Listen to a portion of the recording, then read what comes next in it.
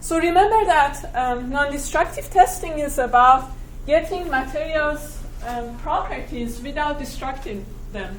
If you wanted to get elastic modulus of this material in the normal way, what would you do? You would bring it to a loading machine and you would try to either stretch it, you would place some strain gauge, some sort of LVT to measure the strain, you would measure the stress, and then you would look at the slope. And then at the end, your sample would be useless, it would be damaged. So the alternative is to go to the lab, and for example here, we have glued it to a pedestal, and there is the accelerometer you all have seen in the lab on the top. And then we measured the resonance. We got this resonance. Now, based on the information that you have, the question is, what is the elastic modulus? So I suggest that you go back to your notes and start working on this like as if we are in a workshop. This is a very good way to warm up after a week of not having a class.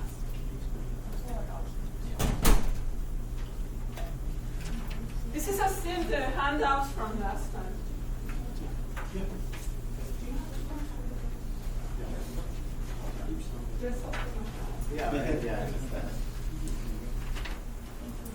Ben was dressed up for the meeting and you dressed up.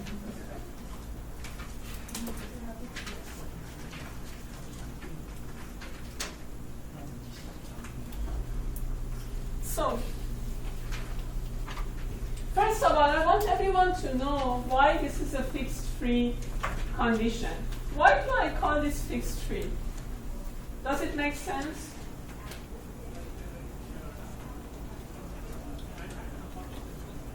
Does someone want to explain to the class why fixed free is a good approximation for this?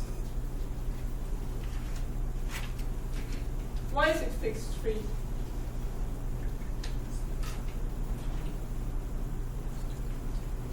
This stick by some kind of glue for the lower one, so that means this placement is confined.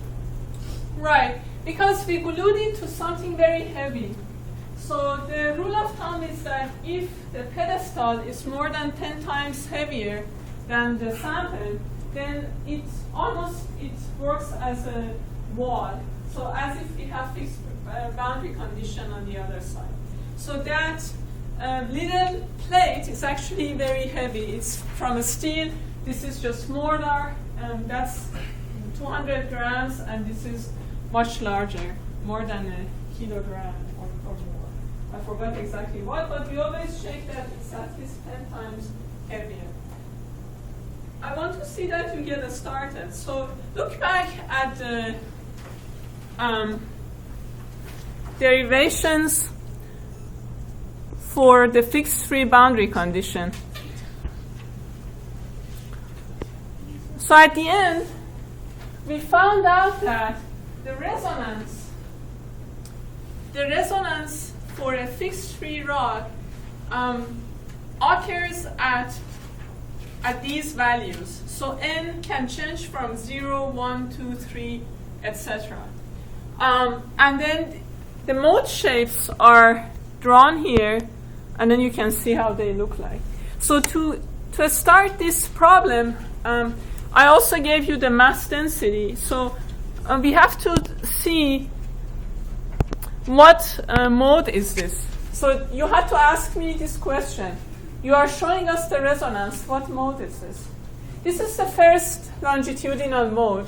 So n is equal to 0. If you place n equal to 0, then you have an expression for omega n. I want you to see how we are using these equations.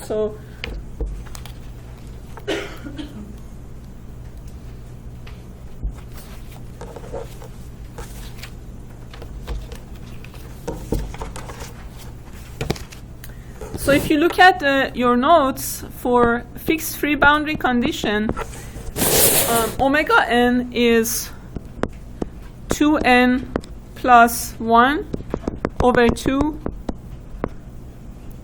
L pi v sub p, right? And For the first mode, n is equal to 0. For the second mode, n is equal to 1. Third mode, etc.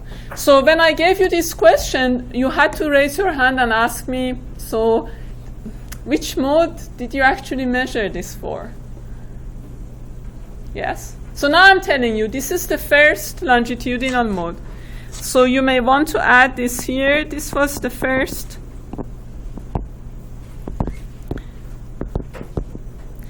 This is a very useful mode because it's the smallest of all, so you can't miss it or you can't exchange it with some other modes. It's being used very often. So if it is the first mode, that means that n is equal to 0. So basically,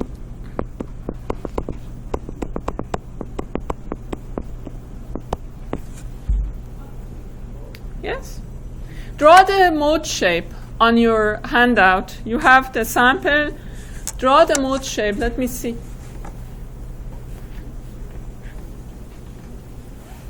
Mode shape is X. Right? 1 week is a long time. Everyone has forgotten everything about this class, it seems to me. Exactly. But draw it on your, if you have the handout, draw it on your handout. See how.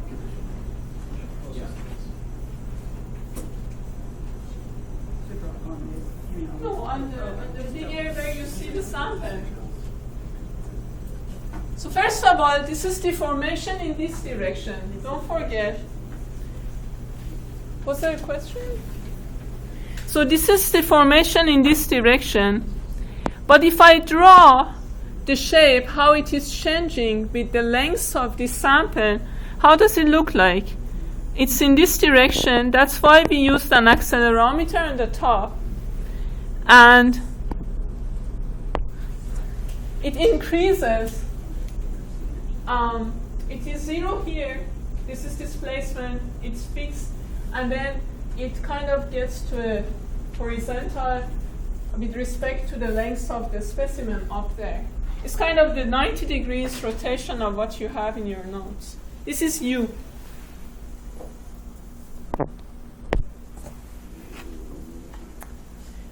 But it doesn't mean that the sample is moving in this direction. This is basically the movement is in this direction, but that's how the amplitude changes with length. Yes, so the displacement should be not in this mode. Excellent. Yeah. It's different, right? No, this is how the amplitude of displacement changes with x. Oh, yeah. But it's in this direction. No, the deformation. That's true. That's true. We can't draw it this hard. Yeah. The deformation is like this. Yeah. This is this kind of mode. The wave propagation is one-dimensional. It is like this, right? Okay? That's how much the amplitude changes with length. So is that saying that the amplitude is increasing as it moves towards the free end? Yes. So it is increasing as you go here. So it's 0 here. That's the boundary condition, and it increases here. It's in this direction, but it increases like that with length. Okay. Now, if you look here, what do we read here? In your notes, do you have the numbers? So how? No? Yeah. Oh, yeah. I have it in my hand, but for some reason, when I insert this into this program, the numbers disappear. So it's fine. We all have it. How much do you read? It's like 3075 maybe hertz, something like that. So this is hertz. But what you have here is omega. So we still need to consider this 2 pi.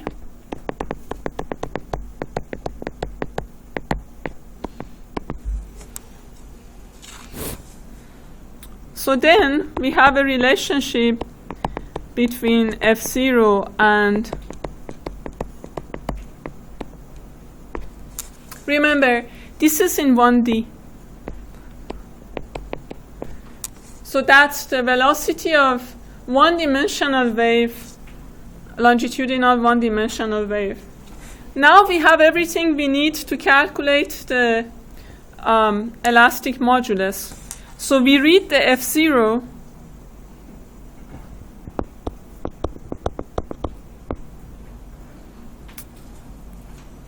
maybe I write it differently. V sub p is 4L F0. What is the expression for V sub p? One-dimensional. There is a square root.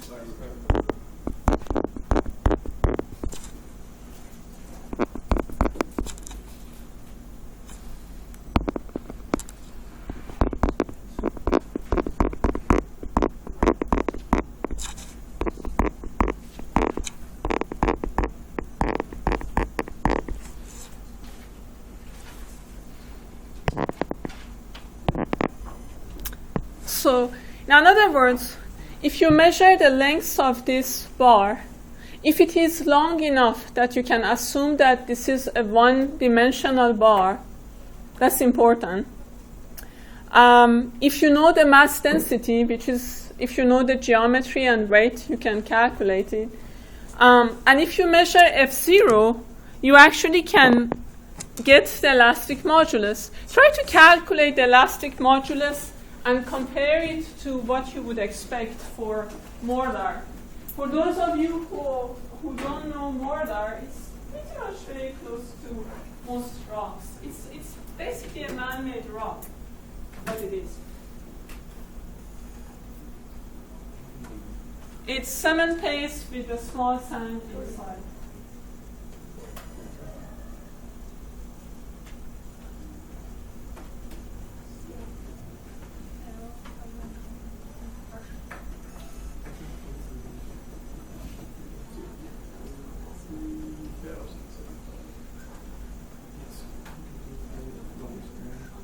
Because if you go from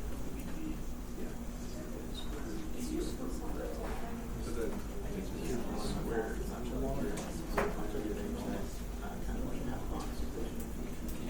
How much?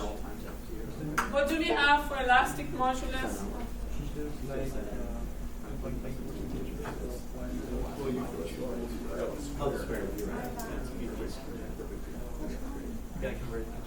Don't worry.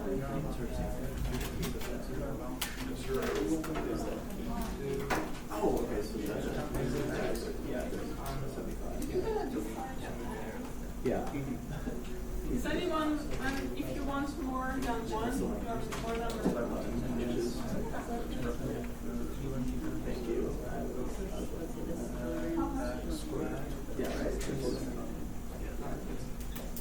So it's important to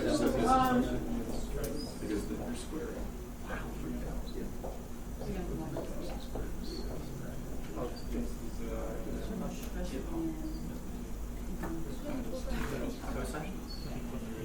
Oh, easy.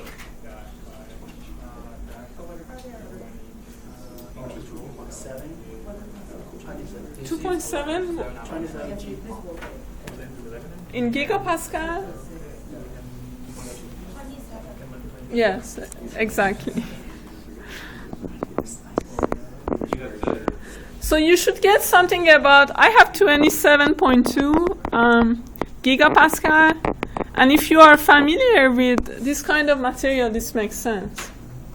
So I want you to see what happens. So if you bring a material you don't know, if you just know the mass density, right, and you know the dimensions, you measure resonance, you get the elastic modulus non-destructively. So that's basically the beauty of these kinds of methods. Before we move forward, I want to show you something which helps you very quickly, without really knowing the formula, maybe to guess what would be the natural frequency of a bar, for example, like that. Now imagine we have this bar, the fixed free bar that you saw here. And we are interested in the first resonance mode, and you don't remember exactly what it is. But you kind of can know, or it's easy to imagine what the mode shapes, well, I call this mode shapes, but it's how the displacement with length looks like. Now, if you remember that resonance is kind of wave propagation, you can think about it as a very long wave. A very long wave whose wavelength is 4 times the length of the rod. Yeah? So you can think about it, a wavelength is, if you are not convinced, so here is 1/2, 1/2, 1/2. So it's 4 times L. Yeah? And what is wavelength? So wavelength is simply, for this very long wave, one-dimensional, is Vp over F. In this case, this is the same as this F0. So very nicely, you can see that then, just from your intuition, you get the same expression that you would get if you solved the equations and applied the boundary conditions. So again, it's always very useful to relate resonance to wave propagation. So if you have a fixed free boundary condition like that, a rod, you can think at the resonance of this rod as a really large wave, and the wavelength is 4 times the length of the rod. And the wavelength is velocity over frequency, and you see that you can very easily get to this relationship. So, yeah. Now, to make sure that this is all clear and you remember how this is working, let's look at very quickly, this time very, very quickly, to the case of free boundary condition.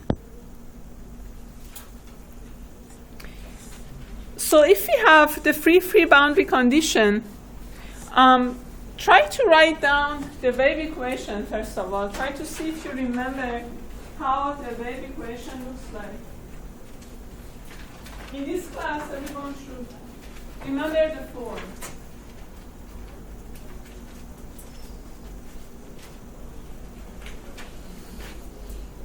And boundary conditions.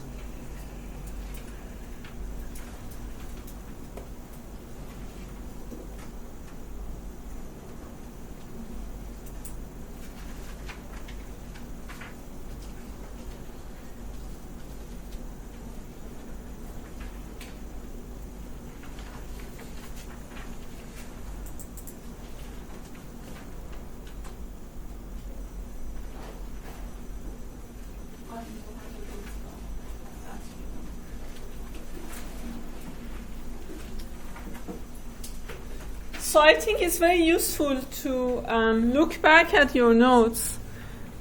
It seems that a lot of people don't have the notes from last week. So I put this up here and come and see how you try to do the same thing. Try to write down the wave equation, apply the boundary condition, and get to the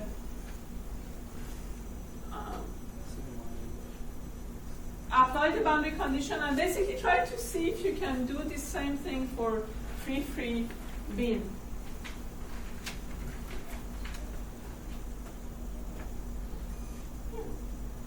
It's much easier than fixed free, much faster. It's okay.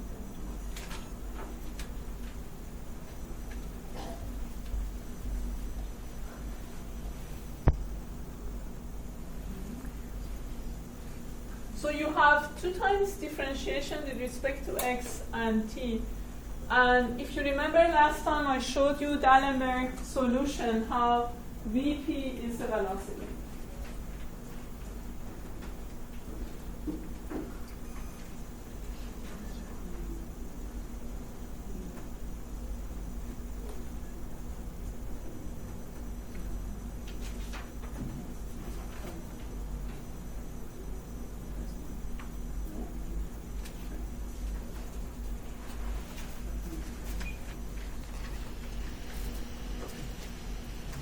You don't need to repeat all these steps. It's useful, but basically at the end you have these two. The solution is in this form. One t, one x, and then you apply boundary conditions.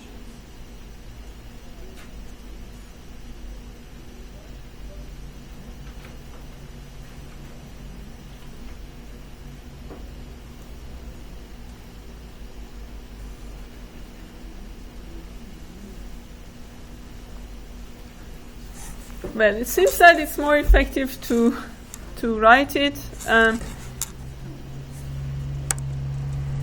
So I don't write everything. I just write the equation.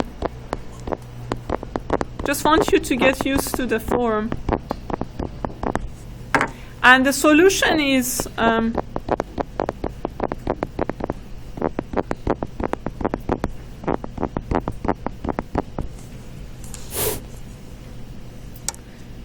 and you can see from last week that the x is, I wrote x first.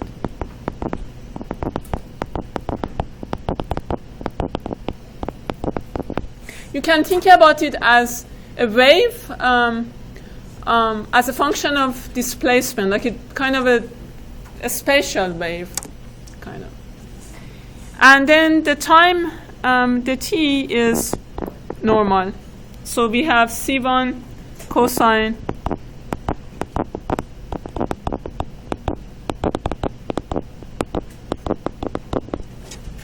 what is important for me that you remember are the boundary conditions. So what are the boundary conditions at the free boundary? What is 0 at the free boundary? A stress, which means a strain, which means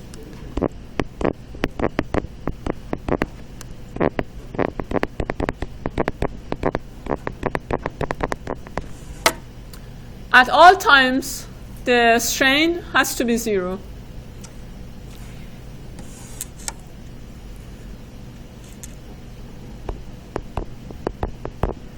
So the details are just like the previous one, so I don't repeat them here.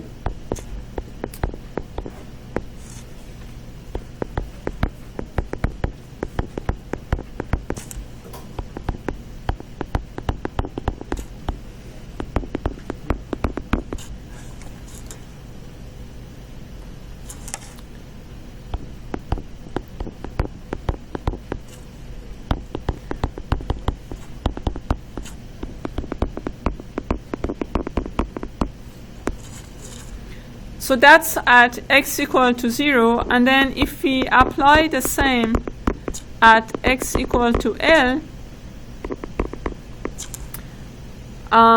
we have sine KL equal to 0,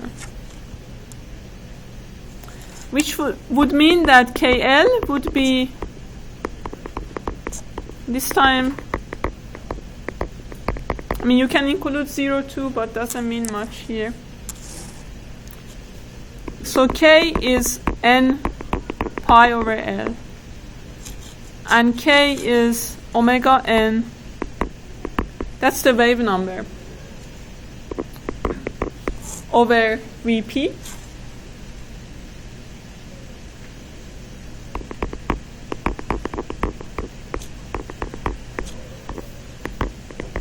And there we have an expression for omega n.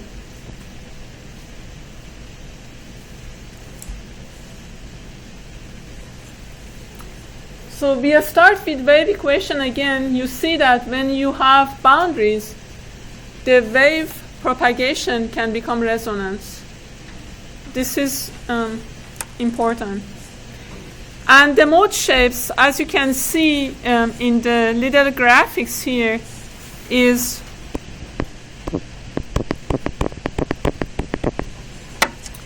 C3 cosine n pi x over L. And you can check that at the boundaries, the tangent is 0.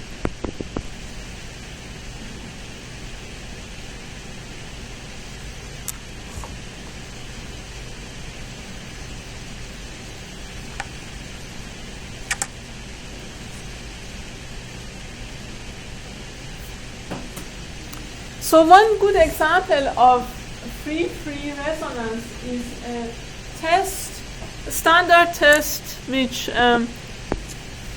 civil engineers may be familiar with, and that's C215.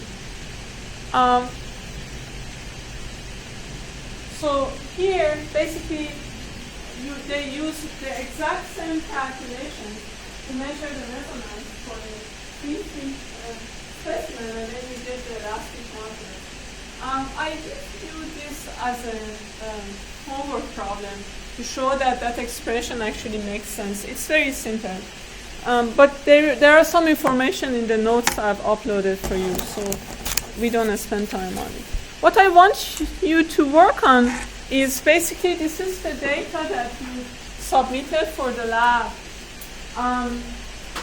Here, this is more closer to a free boundary condition. You are just using a hammer and you are just using laser on the other side. Now, this time, without my help, try to get the elastic modulus of aluminum. So we need to assume mass density, or you need to know that the mass density of aluminum is 2700.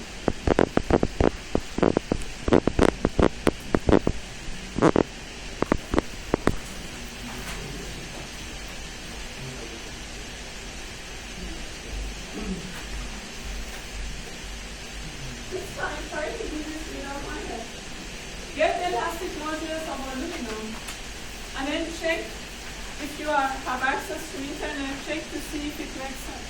If you know the material, check to see if the number makes sense.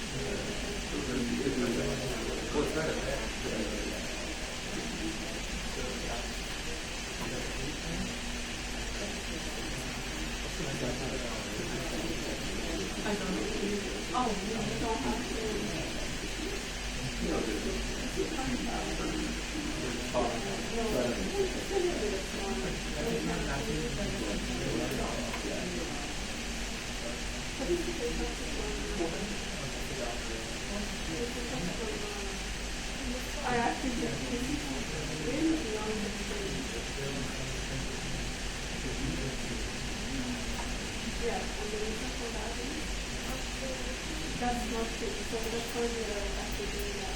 if you have a process which is not faultless, then you can turn on and say so the boundary condition is not exactly the so that's exactly the point. I'm thinking your homework, there are some questions I think that you all know what's going on.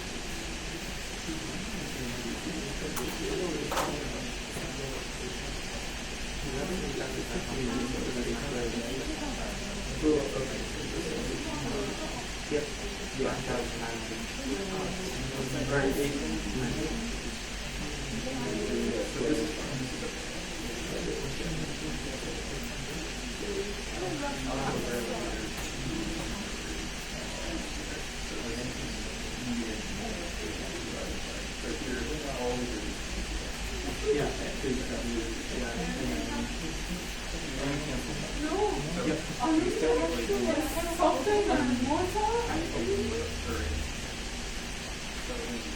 If you got anything smaller than for mortar, well, it's aluminum, it's metal.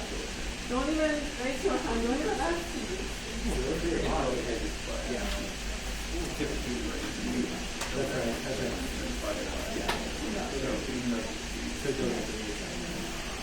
What happened? Haven't seen the right answer. This is exactly what Jiyoung did for you in the lab. Actually, this is his data. I took it from the lab report. That's 9,000. It's a little bit short of 9,000. So sorry that it's not very readable. Is it better?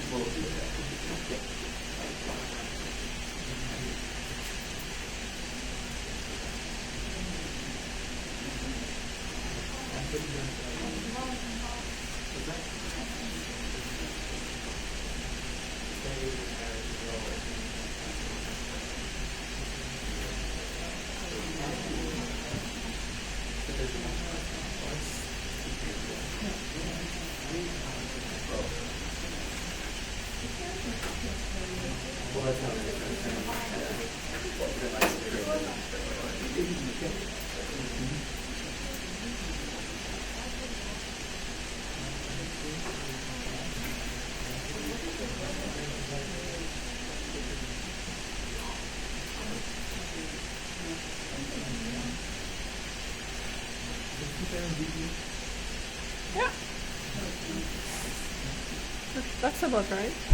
If you check, aluminum is actually pretty much like that. Do you have the same values? Around 70? So,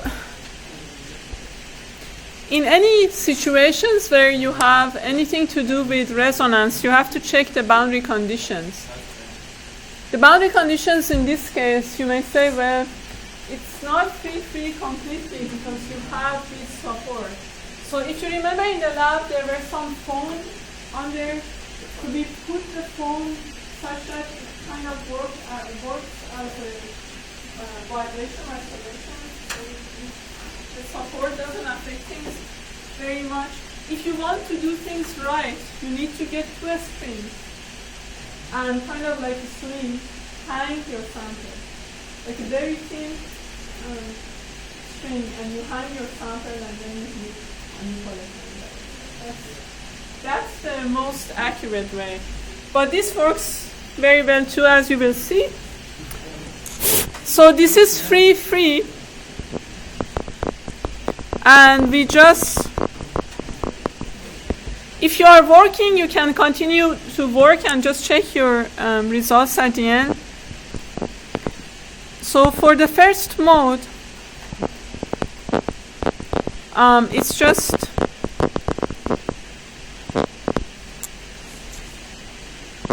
and remember this is frequency, and that's typically what you measure in the lab. It's not omega.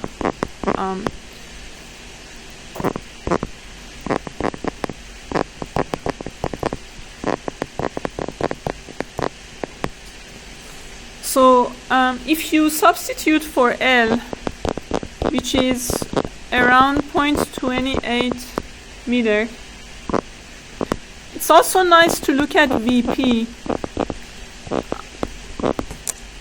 I took this as 8900 hertz. So 8900 times 0.28.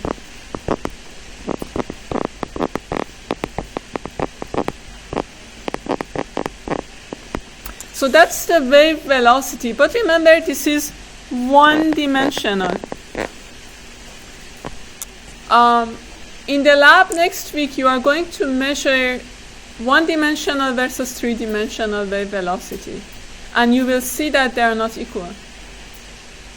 That means now that I'm using this long wave, I'm getting this wave velocity. But if I use a high-frequency ultrasonic wave and use two transmission measurements to get the three-dimensional wave velocity, I'm going to get something else. So they are different from each other. Yes. If the frequency is so high that the wavelength is small compared to the dimensions of the sample, then it doesn't know that it's a long run. It becomes doesn't know, so it becomes three-dimensional wave propagation. And the velocity, as you see, and you measure in the lab, they are different from each other. So that's important. So this is one-dimensional. And if you substitute for Vp, you are going to get E, which is about 67 gigapascal.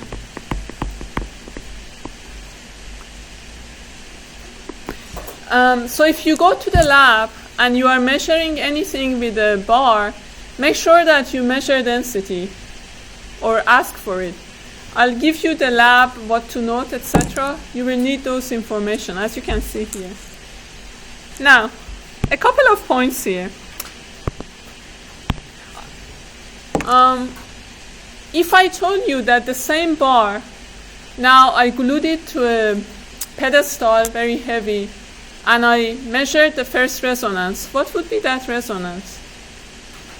So I take this sample, the very same sample.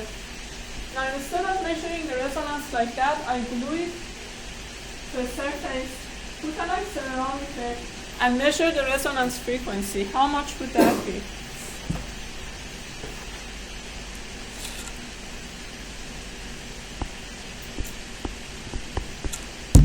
Do you all know what the question is? The very same material, the very same geometry, I take it and I glue it like the mortar sample.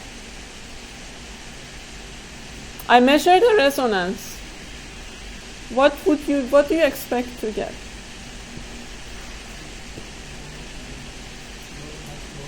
How much? You can even tell me exactly how much. How much?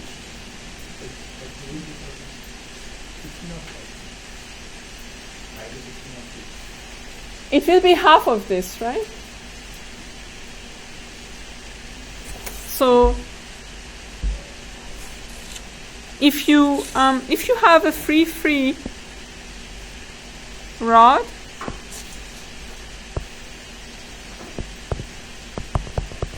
the point I want to make, and I want you to remember this for the rest of your life, now that we are finishing up with resonance, is that resonance, you need to know the boundary conditions.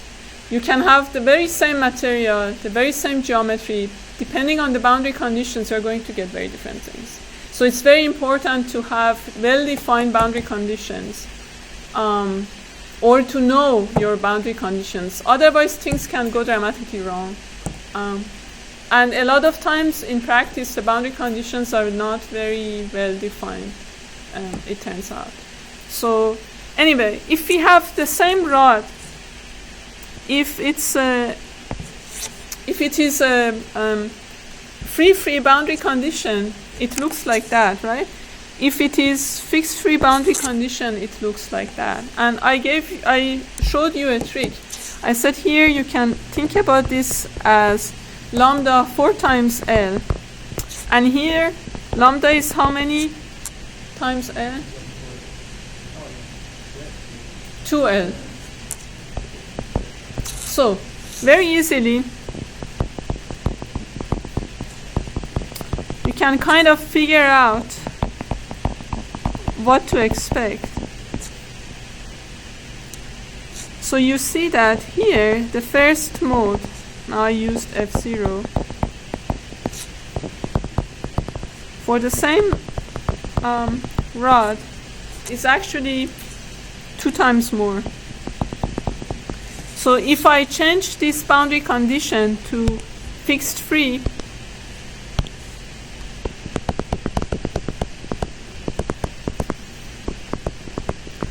this is going to change to 1/2.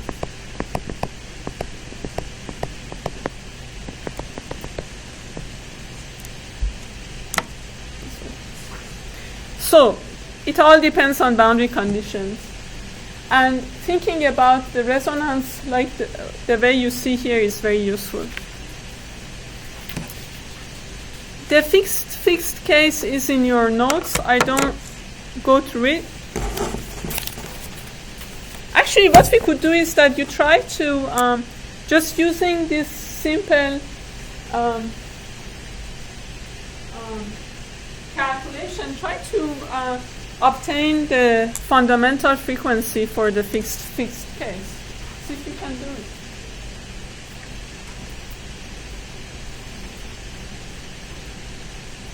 More details in the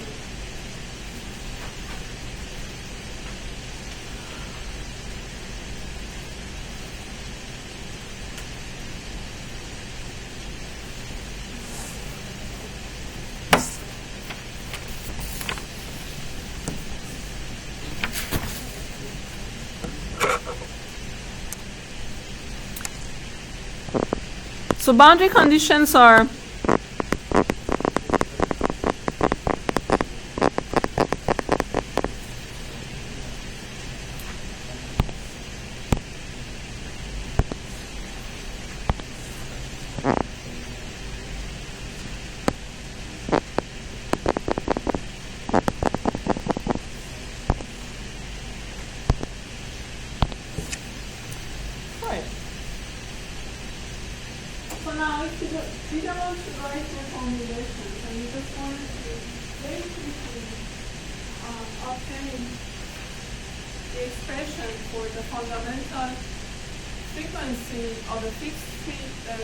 fixed rod.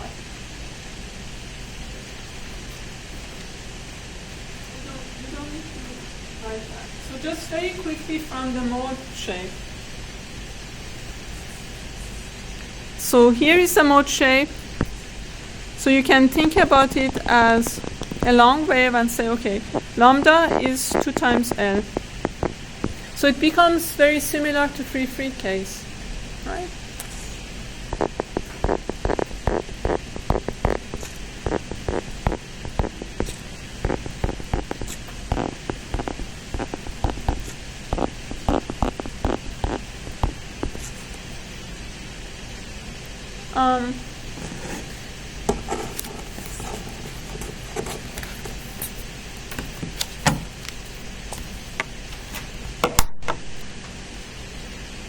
You can also do this for higher modes. I mean, if you know how the mode shape looks like,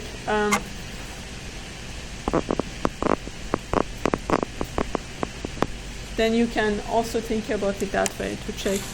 It's a good exercise if you try to derive the equations on your own, apply boundary conditions, etc. Okay? So, any questions about rods so far? Is it clear how from resonance you go to material properties? Now you see that you don't need to do expressive things. Okay. Now, the last thing I want to teach you about rods is something interesting, and that's if the rod cross-section changes. along its length. Why we are looking at this? It's because there is a concept called dispersion that we are going to see more and more during this class, and this very simple example is going to kind of give you an idea why dispersion happens and what is going on. So that's why. Yeah. So we consider a very, very simple case of a rod where the cross section starts at, let's say, x equal to 0 here, and here is a0, and then it's going to increase exponentially. We really like exponentials in wave propagation. They make everything easier. So the cross section, so this is a rod. I know it doesn't look like a rod anymore.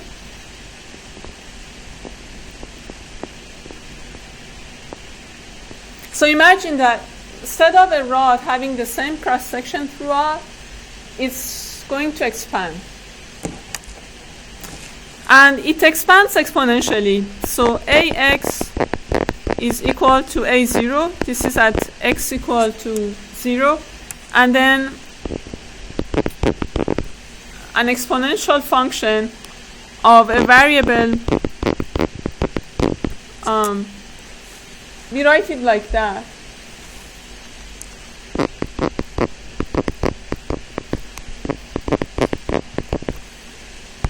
So, what does that mean? Let's see. It's clear that at x equal to 0, what is the cross section? A0. What does f mean? It's kind of at x equal to f, the cross section becomes A0 times E. So you can think about it as a distance when the cross section is becomes A0 times E. But it's interesting to think about it this way, that if f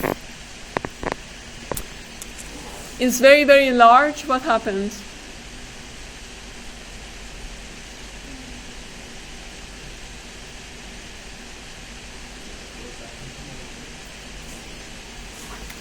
If an f is very, very large,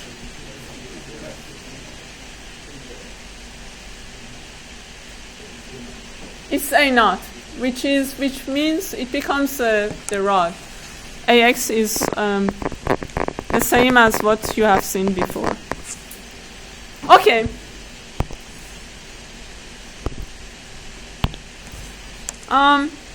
Now we have to write the equation of motion, the wave equation, from scratch, because before we assume that cross section is the same. As usual, we take one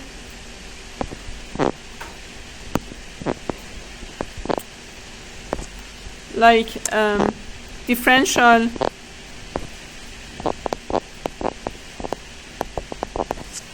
element, and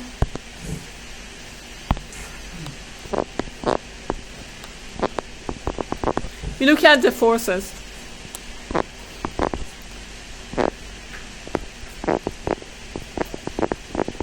So if you remember from the wave equation, this is what we had. We had sigma and then change in sigma, but then we just multiplied by a on both sides. Now a is also changing, so this becomes more complicated. You should be familiar with the way we write the equations like that. Okay.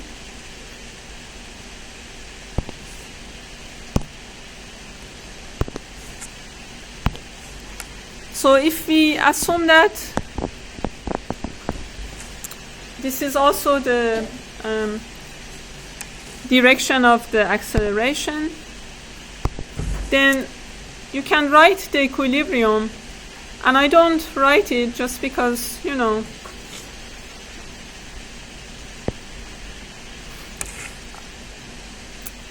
it's complicated. But in the notes that I have uploaded, the steps are there. I want us to get to the results at the end of the class at 4 p.m. It's hard to keep you awake. So because of that, if you write the, you will see in the notes, I've written this down. I don't need to write it right now, do I? No. So let's just write the equation and see what we are going to get. We ignore, when you look at the notes, I'm ignoring the second order terms. Means if you have two differentials, I'm ignoring that term. You are familiar with this. Okay. If you substitute for a stress in terms of displacement and all of that, you are going to get this equation, which of course is more complicated than what we had before when the cross-section was the same.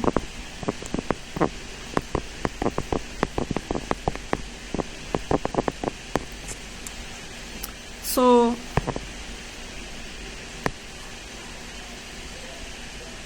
here I haven't yet applied this particular change in cross-section. This is for any change in cross-section, no matter what. Now this becomes interesting when we define a variable. Now you will see later why it is defined this way, but we define a variable called A0, and this is like wave number times f. So f here is this parameter here. So this is f. So wave number is, we can write this as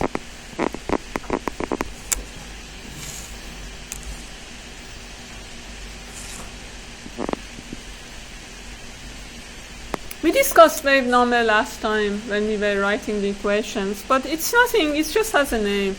You can think about it as 1 over wavelength somewhat. It's an important parameter, so I'm kind of trying to introduce things little by little. You get used to it. So this is wave number.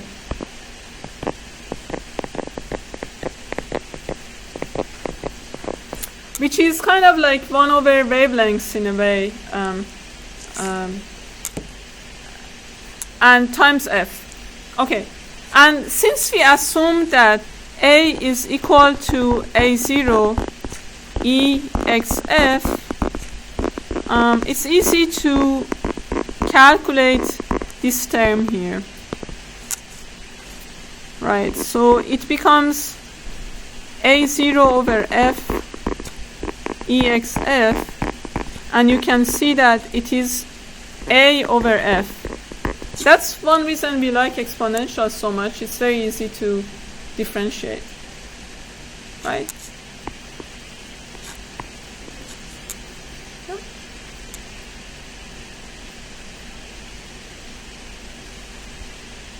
So that equation is for any variable cross-section. And then now I'm making this particular for this part, for this kind of rod where the cross-section is expanding exponentially. Now, it makes everything much easier to understand. I may write things down here. So if I substitute all of that in that equation, it becomes interesting. So it becomes a second order differential equation, just like the equation we had for the single degree of freedom systems. So we know how to solve it.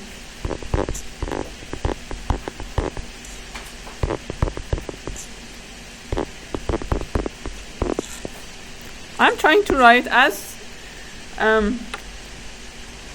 few equations as possible, but still not to lose the spirit of it. So the cross-section is variable. This is how it looks like. And then if we consider this particular case, it becomes like that. And you may realize that this looks very much like a damped free vibration equation. Instead of time, we have this one. Okay? We have like what? mu double dot cu dot plus ku equal to 0. So instead of derivatives with respect to time, you have derivatives with respect to distance.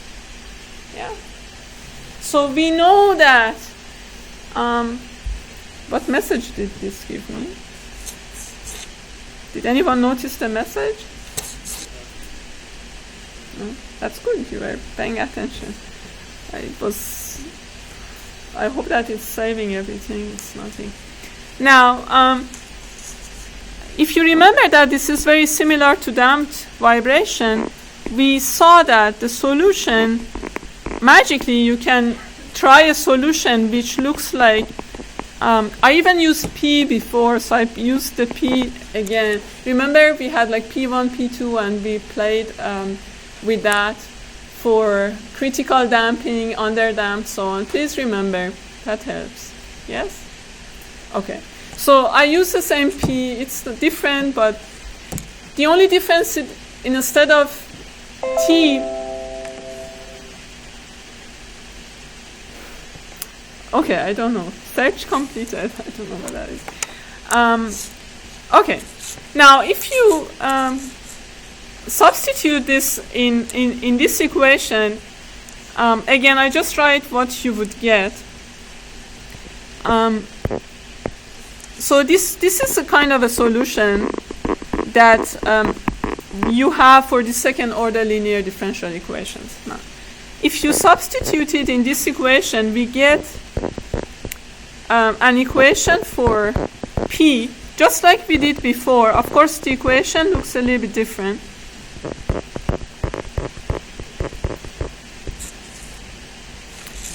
And then we have, just like before, we can get the roots of this equation. And I asked the Americans in the class, and they said this doesn't have any name, this solution, remember?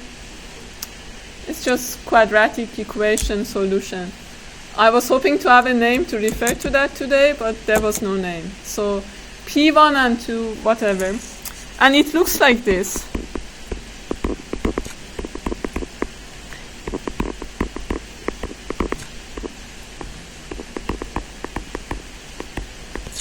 Now it becomes interesting when we look at these solutions. Now, if P1 and P2 were distinct, they weren't equal, then the solution to this equation of wave propagation in a rod with expanding cross-section would be simply what? C1 EI P1X plus C2 EI P2X, right? When we have a second order differential equation, we need to have two linearly independent solutions, and then you sum them up, and that's your solution. Now, just like before, we have to look at the sign of the quantity under the square root. And that's when it becomes very interesting. Let's make sure that everyone is with me here. So, we wrote down the equation of motion for the expanding rod. For this particular cross-section, which is increasing exponentially, we simplified that to the equation you see here. So we kind of can forget about what is up there. And then the form here suggests that this will be a solution. We substitute this in the solution. Exponentials are easy, and then we get this quadratic equation. And you have two roots, P1 and P2. If they were distinct, we have the solution. Now, why this is interesting and why this has anything to do with dispersion. I haven't told you that. And this is now we are ready to discuss that. Now, what happens is if A0 is less than or equal to 0.5. If this is the case, that means that under the square root, this becomes positive. Yes. What does that tell us about P1 and P2? Would they be real or imaginary? They'll be imaginary in this case.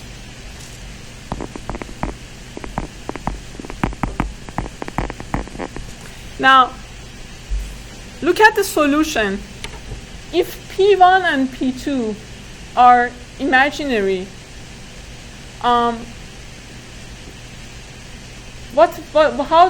the exponent in the solution looks like? So we have like I P1x, I P2x. P1 and P2 both be imaginary. Would this be imaginary or real? Real. What does that mean then? It is not propagating, just like what you had seen before when we were discussing the over-critical case and critical case. So very similar to that. But now this is very interesting. So U becomes exponentially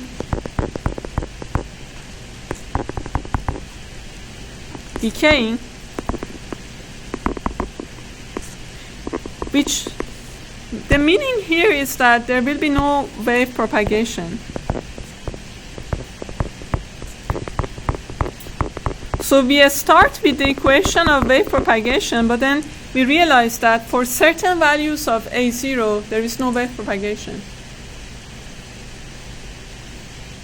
We didn't have this in the case of the rod like that. And the nice thing is, okay, so if it is not the case, let me check another color. If A0 is greater than 0.5, then 1 minus 4 A0 squared, this is also A0, becomes negative. So then your P1 and P2 are imaginary or real?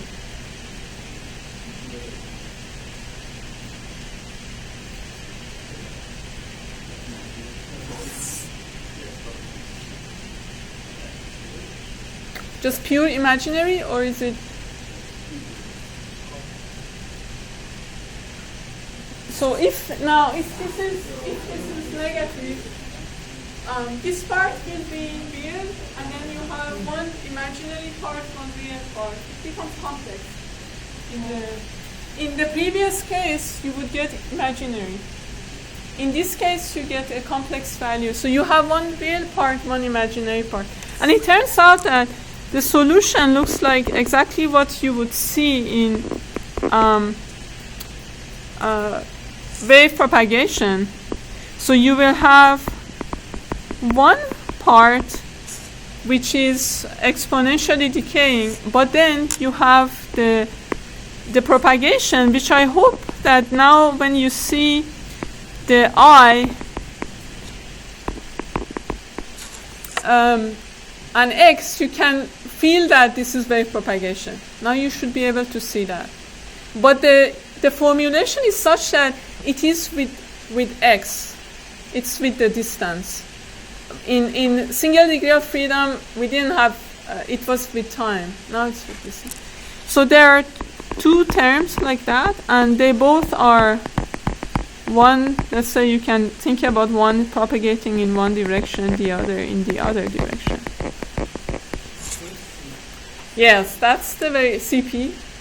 Yeah, that's exactly the point of this whole thing. What is CP? CP is a velocity, but this is a very interesting velocity. Why do I show it with CP and not VP? Because it's different. CP is, we call this kind of velocity phase velocity. Now I'll tell you why in a second.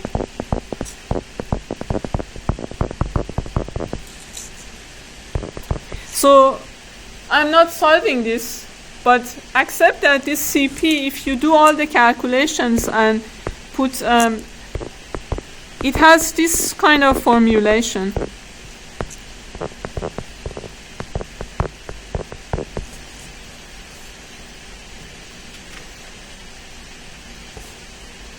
So now we have to remember what A0 was. It becomes now important, this A0. Yeah. I said it's wave number times f.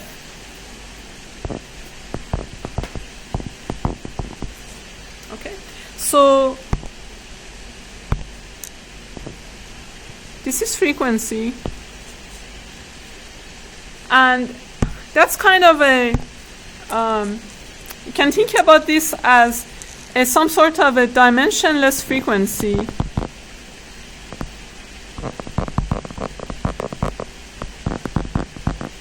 Because it doesn't have, it depends on the frequency, but it doesn't have any dimension. This is wave number, and this f, remember, this is this distance. When this cross-section becomes equal to A0e. That's also a unit of distance. Distance over distance is nothing. But the important thing is this Cp is a function of omega. It's a function of A0. Before, V sub p was just a function of elastic modulus and density. It was a constant for materials. And we were very happy. We said, oh, great, we can use this for non-destructive evaluation, right? But what we see here is that this velocity in a rod with expanding cross-section is actually a function of frequency. If we plot this, it looks very interesting. Now, before we plot it, maybe it's useful to think about what happens when A0 becomes very large for very high frequencies. What happens to Cp? Goes to?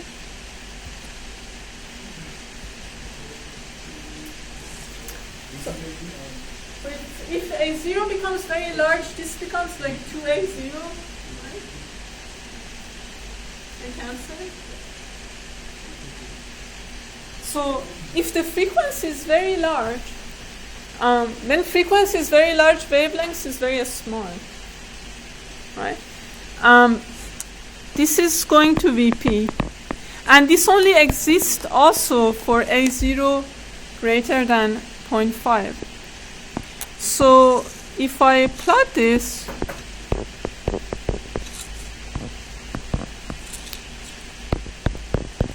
so this is 0.5. It looks something like this.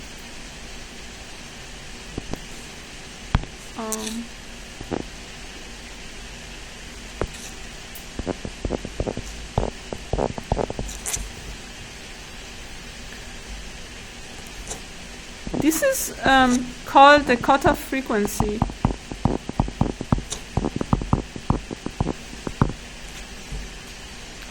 So at A0 less than 0.5, in this medium, you can't have any wave propagation. That's cutoff frequency. And then at higher A0, this velocity is going towards the one-dimensional wave velocity. But the velocity is not this constant that you knew before. It actually is a function of frequency. This dependence of the velocity on frequency is something that is going to come up very often. Wherever you have a geometry in place where things are not infinitely large, where you have a boundary, dispersion can happen. Or you can see things which you don't expect if you just look at the 3D wave propagation. So, okay. Yes?